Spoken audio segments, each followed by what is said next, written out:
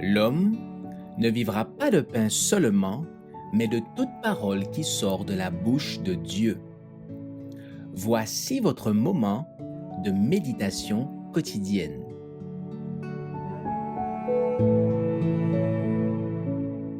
Les bénédictions de Yahvé, le 28 mars. L'Éternel sur son trône règne éternellement.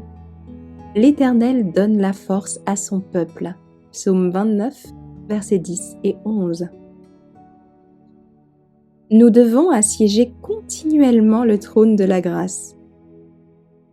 Il y a en Christ une force qui est à notre disposition. Il plaide en notre faveur devant le Père. Il envoie partout ses messagers pour faire connaître à son peuple sa volonté. Il marche au milieu de ses églises. Son désir est de sanctifier, élever, ennoblir ses disciples. L'influence de ceux qui croient vraiment en lui sera une odeur de vie pour le monde. Il tient les étoiles dans sa main droite, afin de faire luire sa lumière ici-bas. Il veut préparer ainsi son peuple à un service plus élevé. Il nous a confié une grande œuvre. Accomplissons-la avec fidélité. Manifestons dans nos vies ce que la vérité a fait pour nous.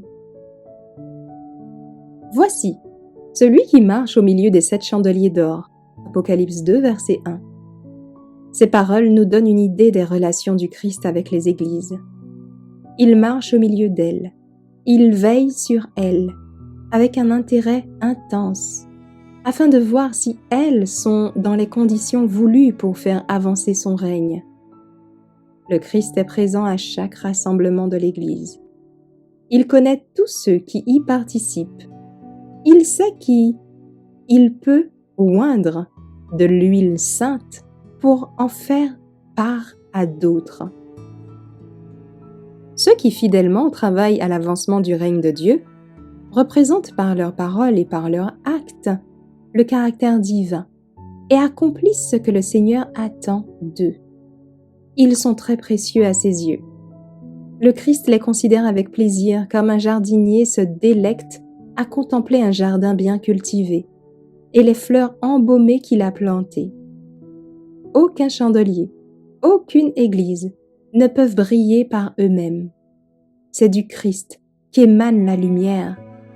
L'Église céleste n'est aujourd'hui que le complément de l'Église ici-bas. Mais combien plus majestueuse, plus puissante, plus parfaite est la première. La même illumination divine s'y perpétue à travers les âges. Le Seigneur Tout-Puissant et l'agneau lui servent de lumière. Aucune église ici-bas ne peut posséder de lumière si elle ne diffuse pas la gloire qu'elle reçoit du trône de Dieu.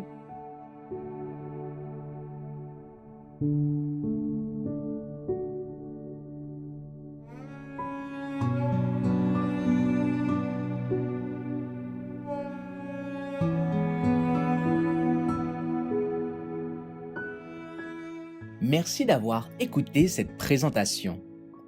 Assurez-vous de nous rejoindre demain pour votre moment de méditation quotidienne avec lereste.org.